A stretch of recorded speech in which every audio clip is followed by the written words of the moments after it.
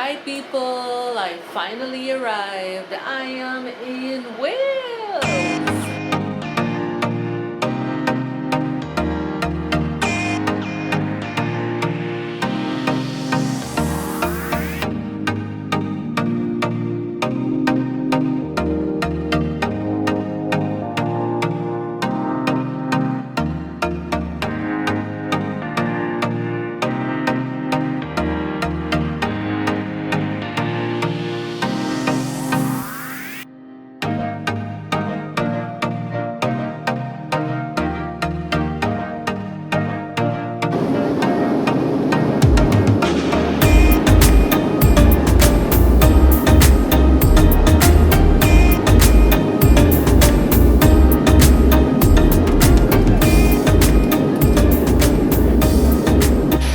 Hi guys, I am heading over to the UK.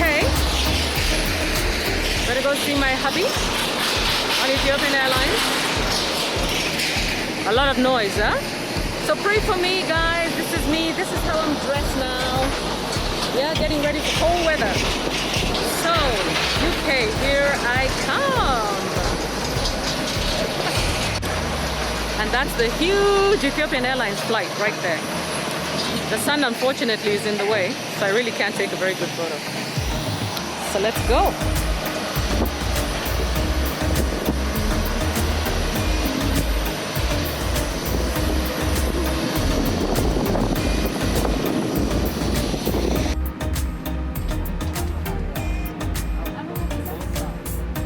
Pretty empty flight, guys. Quiet, empty flight. But I also looked for chairs that were kind of a little bit far at the back.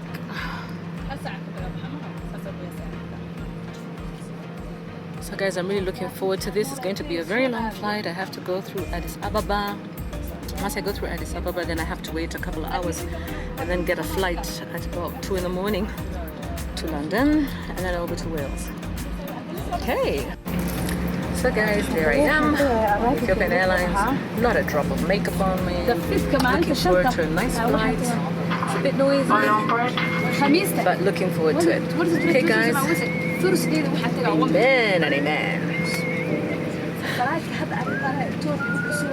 Love you guys. It's Mo on the day with another show. Yeah.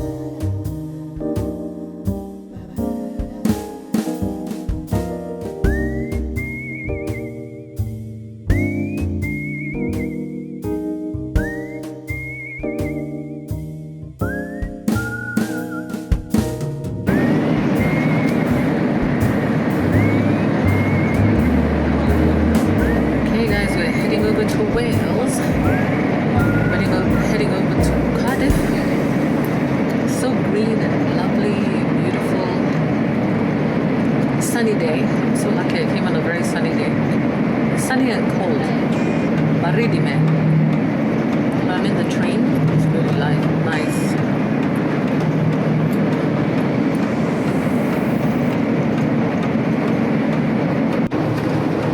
There's me guys. Tired. Tired as hell. Hey, that was a long trip. Starting yesterday. I started yesterday and I'm still traveling. Let me tell you, man, love is work. Love is spelled W-O-R-K. Yeah. I'm looking forward to when I'm going to sleep. But you know, this afternoon I actually have a meeting. Can you believe I have like a 2-hour meeting to do? But it's okay. I shouldn't complain. No? I shouldn't complain. I'm not actually complaining. I'm just telling you that I'm a bit tired today. I'm really on the go. I'm living up to my name today. Huh? I'm on the go with another show. That's me, for sure. So what are you guys up to? What are you guys up to? What are you doing? How are you handling coronavirus season? Oh, yeah. Oh. Anyway, we'll talk later, yeah? Let me get back to trying to do some work. This is my table here. You see it's there? Trying to set it up for some work. I have to work on my laptop. I don't feel like doing it at all because I didn't sleep the whole night. Yeah. Okay. Sour then. Talk to you later. That's how it looks inside the train. Totally empty, man. Very few people in the train because it's only essential travel that's allowed. So for me, I guess, you know, family being together is essential. That's very essential travel. You need to go take care of hubby, man. Otherwise, who's going to take care of him? Oh, now you can see a little bit more. That's nice. Yeah. Some two buildings. I think we passed Reading. This thing is going to Swansea. West Swansea is. It's like a little town here.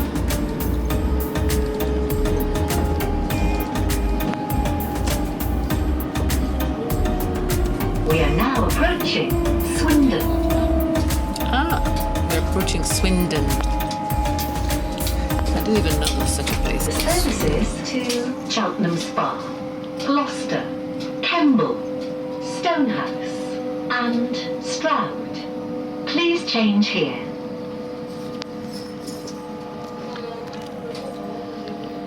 That's one thing I really like. Please take all your belongings with you. Public transport in England is just fantastic, you guys, Please you know? mind the gap between the train Really and the platform, very and organized. take care when stepping down from the train. But very expensive. You guys cannot believe how expensive these trains are. Actually, from London to Cardiff, I have to pay £65. Do you know how much that is? That's like, I think maybe like almost 10,000 shillings. It's so damn expensive, you know? And then from London, Heathrow to Paddington Station, which is also in London, I had to pay another £25 for the fast train, which doesn't stop. Otherwise, I have to. So let me tell you, if you come into London, you come with money. Don't come here where without Besha. The place is bloody expensive, very expensive. You know, something like you would expect at home. Maybe I would pay, let's say, from Nairobi to a place like maybe Eldoret.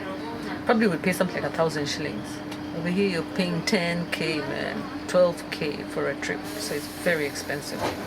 I guess anyway, their salaries also match, but it's very expensive. Some things that people don't really think about when they're coming to countries like this, about the cost of living and how much money you really need for travel. So you probably plan, This is Swindon.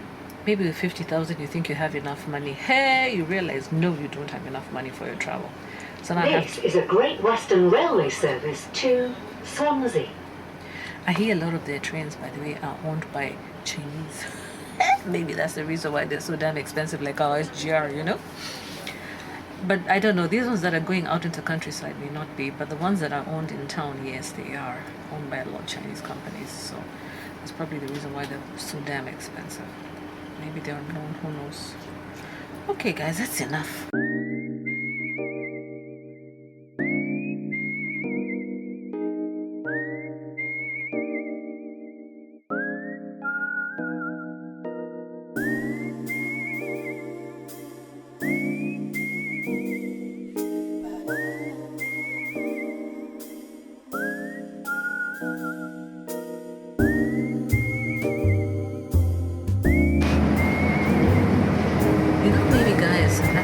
So maybe it's a good idea for me to talk to you about why it is that I travel so much. How did I end up becoming this traveler, this more on the go all the time until with another show? Huh? Well, first of all, it started with my name. My name means Jerry. My name is Jerry. We are travelers. Yeah, Jerry means travel. know, it's funny how names actually have a meaning. Forgive these black eyes that you're seeing here. I'm very, very tired, I understand, but don't worry about them. So anyway, from the time that I was born here in the UK, and my parents were traveling. My dad was doing his PhD, and I was born here. Then from there, we went back to Kenya when I was a baby. I was brought up there, and we used to every holiday we would go somewhere. Or maybe my father would always take us around. He's an agriculturalist, so he would always take us around to see the countryside, and he would always be teaching us geography and many things, just in his old car. And then every week, every holiday would end up going to Mombasa. And then my father, he started something that was quite interesting and unique in our family. Dad, every time he would travel for work, because he's an agriculturalist, PhD, the guy would travel the whole world. Those are the days that they were being trained in Australia, he's been also, where was he? Colombia. He's been so many countries. So what he would do, he would take pictures and put them on slides, and then he would tell us, guys, it's time for movie night. So on those movie nights, he would actually show us the slides and explain to us, the caves that they went to, the recent stations that they were at. And I got so curious, and you're in Australia, one minute you're in Belgium, the next minute you're in England, I don't know, he's in India, he's in all of the world. So my interest and curiosity peaked at that time. So I used to look forward to movie night, and I remember my feet would actually be off the chair. It was that tiny, so we'd all be sitting down for movie night. And of course, before movie night, you have to wash all the dishes, wash the floor. That's the time, the parents just decide to blackmail you with everything you haven't done your homework. Where? So since I was very little, Dad, has been showing us these movies, and not just about his trips, but even about our family, parties and things like that, or even just like going out or just hanging out, maybe together. So Dad has very, very, very, very, very many photos that he has been converted into slides, and we watch them as a movie. And Dad was just an expert on that. So I was even telling him, that he's the one who actually made me so interested in anything to do with digital, videography and things like that. And he agreed to it. He actually agreed to it. So that's why. And then after that, because he traveled so much, I also decided even me, I want to start traveling. I want to see the world. I don't want to see the world from a small perspective. I want to see from his perspective, because he's very wide. My dad sees things broadly, probably much more broadly than all of us. He's always been quite liberal because of being so broad. Yes, he's strict. Yes, he's firm, but he really understands. Like when I got pregnant with my son, my dad just made a joke of it. He just said, "You know what? Oh, okay. So you have your diploma. Remember to bring home your degree." Now, in those days, these things were not really allowed, but he has a very open attitude towards it.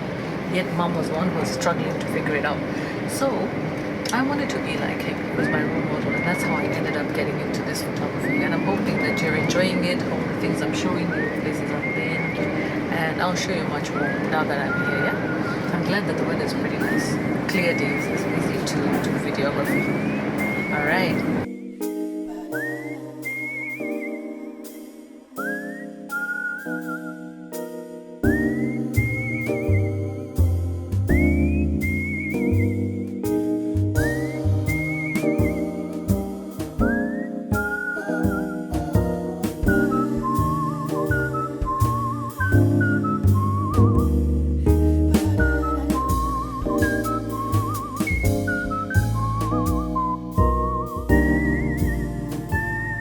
So many of you are wondering whether I'm scared of coronavirus. Yes, I am. Very, very, very scared of coronavirus. All of us are. Everybody's wearing a mask and wearing it really tightly. Because if you think you're going to be around some people who you think might be carrying it, you're like, you wear it tight. Now if somebody starts coughing and sneezing, you start worrying. But in the end, it's just we live with God. I met one nurse today, right now, by the way, who told me that she's so scared. She just came back from South Africa, and she was at the train station. Actually, she was taking the train with me, and she said she was really, really worried about going back to work because she lost 2 friends early this year, 2 staff in a hospital. And she tried to explain to me what that's like, as a nurse in a hospital. You're working in a place where there's no ventilation, COVID floor, no ventilation. You don't go outside. You work long shifts, long hours, close proximity with patients. So it's really, really high risk here. So we have to pray for our African sisters and brothers who are working in these homes, because I was trying to ask her, why don't she just go and work for somebody in her house? But of course, also many of the nurses are being paid very well right now. It's lucrative. It's the time. So she was even saying to herself, now, how do I self-quarantine, and I need to make the money, So there's so much that we take for granted out there in Africa. I think we need to understand that life is tough. Yeah, let's appreciate people who are earning money outside in these countries, because it's really, really difficult. It's not that easy, although it is a good opportunity as well. Yeah. This is the beauty of Wales that everybody talks about. The water bodies, so beautiful. Oh my God.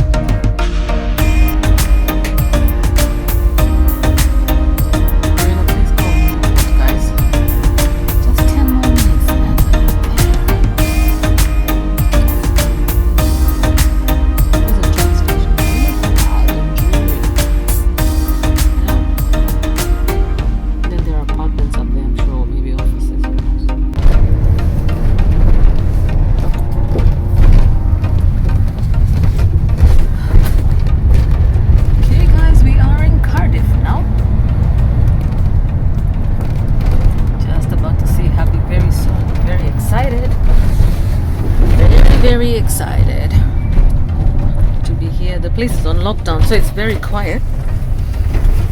Looks like there's nobody on the streets. It's so quiet. Quite unlike what it's usually.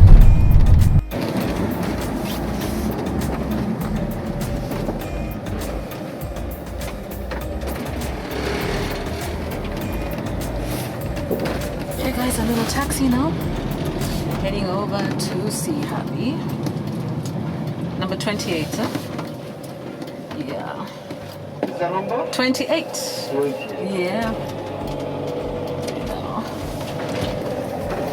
Right, I think he's just not too far from here. All right. Hi people, I finally arrived. I am in Wales. All the way in Wales. Do you know how long it took me to get here? I'm still suffering from quarantine manenos. Okay, so I'm sitting here. This is my new chair and table. I'm in a bachelor pad, the one that belongs to hubby. He lives here all by himself. It's just a bachelor pad. Let me show you guys outside there. See that misery. Oh my God, it's so cold. Ooh. That is it, guys. That is it. That is my life. See that? This is where I am, guys. I am in England. Actually, I'm in Wales. Let's call it UK, United Kingdom. It's just because I'm used to being on the English side of things, not on the Welsh side of things. But here we are, row houses, everybody's inside, locked in like rabbits. Although, you know what? They just came through quarantine. You know, the Welsh quarantine actually ended. So now, it's the British, it's the English who are locked up. And yeah, I've got dishes in the sink right now. Hubby has gone out shopping. Hey, the man is shopping for me. Hey! I'm really enjoying myself at least. I don't have to go doing the shopping myself. I have to sit here and just be a princess and say, please could you bring me this? Please could you bring me that? I'll show you him. He's a little bit camera shy, but I'll show you him soon. As soon as I can, I'll snitch a picture of him so that you can see him. All he likes is books, books, books. He's a book man. See those books? He's just a bookie, you know, a bookworm. He likes reading and reading and reading and reading. Things that I did a long time ago. And me now, me, I'm just the opposite. I just like to have fun and hang out, you know. But hey, the baridi, you can see already what I'm wearing. Trying to keep warm. Ooh, covering myself up. And then all my wonderful plans of trying to lose weight are going out the window. Because guess what? Don't I have to eat things to keep warm? Anyway, let me not complain. I'm here. I'm in Wales. I just wanted to let you know that I arrived. I arrived safely. I thank God for that. And I'm looking forward to chatting with you, do some vlogs for you.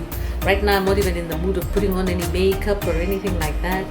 I've just been busy trying to catch up, cook for my hubby, cook a lot for him so that he remembers what it feels like to have a wife around cooking for him, yeah? All right. So guys, I'll talk to you in a bit. Just wanted to, it's a quick one just to let you know that I'm fine, I'm safe, I arrived safely. I'm now, this is my best friend right here. I'll show you him. That there, people, is my favorite friend, Mr. Heater. He keeps me warm day and night, at least inside this particular room. And that's basically it. That's the life here. You know, when I say that we are very lucky to be living in Africa, oh my God, we should really appreciate it, because there's some things that we take for granted. First of all, the weather, and second of all, you know, company, people. You saw those streets. They see the way they're so empty. There's nobody on them. Hiya. There's nobody on the streets. It's just like cars. And when I first came, everybody was locked in. They were still on quarantine, so everybody was locked in behind doors. And I remember my mom, I told my mom, guess what, Mom? I'm now in Wales. She was like, what? You're kidding? She couldn't believe it. I told her, yeah, I am. And she said, incidentally, one of her friends who is here visiting the son just told her in my language that, hey, I don't with and it's true. What it means is people here are locked in like goats. I'm telling you, I mean, when they talk about quarantine in these countries, it is quarantine. And when they talk about staying behind closed doors, it's staying behind closed doors. Not the way us guys in Africa, we stay behind closed doors and afterwards, like in the afternoon, we go outside and walk around. You know, here, you don't walk around, you stay behind your closed doors. And now me, I'm on quarantine for 14 days and they said that they're going to be doing sporadic check. Anybody who comes on an international flight has to be behind your bars for 14 days. So I told my hubby, now you know what, I just have to keep sending you, go do this for me, go do that for me. And he's quite okay. He's quite sweet about it, by the way.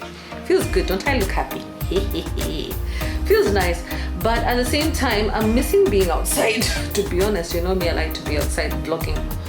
I'm looking forward to going into Cardiff soon. I hear there was a big rush on the day that Cardiff opened on Monday. And then there were just so many thousands of people. But right now they're being very strict in terms of how many people can walk into a shop. So they still have rules.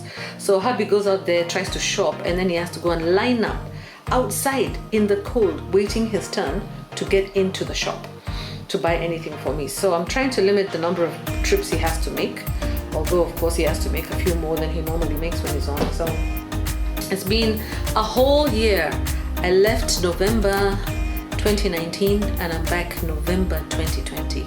I'm telling you, this coronavirus, hey, because I left in November to come and work, to go and work in Nairobi in Kenya, because I do consulting work. So I get called once in a while for my work. So I expected to be there maybe until January, you know, just about then. And then Joseph was supposed to come in February, and that's just when coronavirus now was announced, and the numbers were going crazy here.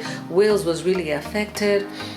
Kenya was not as affected, but Europe was really affected. Then March they locked down until August, and we too also we locked down, and I rushed to Mombasa in March, and then we were locked down until August as well. But throughout that period, I'll still try to come back, you know, using some of these flights. But many of these Europeans didn't want to leave Africa, so they couldn't fill the flights, and so they wouldn't move the flights, yeah. I'm just reminding you of how I'm dressed because of the baridi. Look at this, I'm just wearing socks.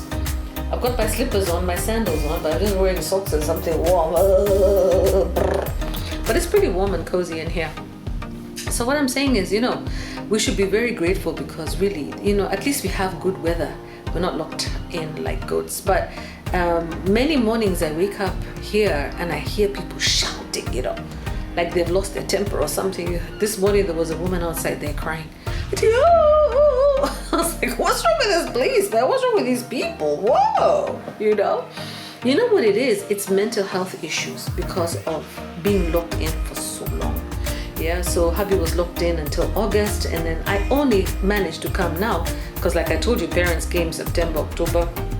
So I wanted to check on mom. Mom was not feeling very well. So November I decided, you know what? If hubby is not going to be able to make it to Kenya for whatever reasons, I need to come out here at least and see him a little bit before going back home. So let's just see how things work. I hope to be vlogging more for you, and I'm looking forward to it. So see you guys soon. Take care. God bless you. And cheers. See you soon.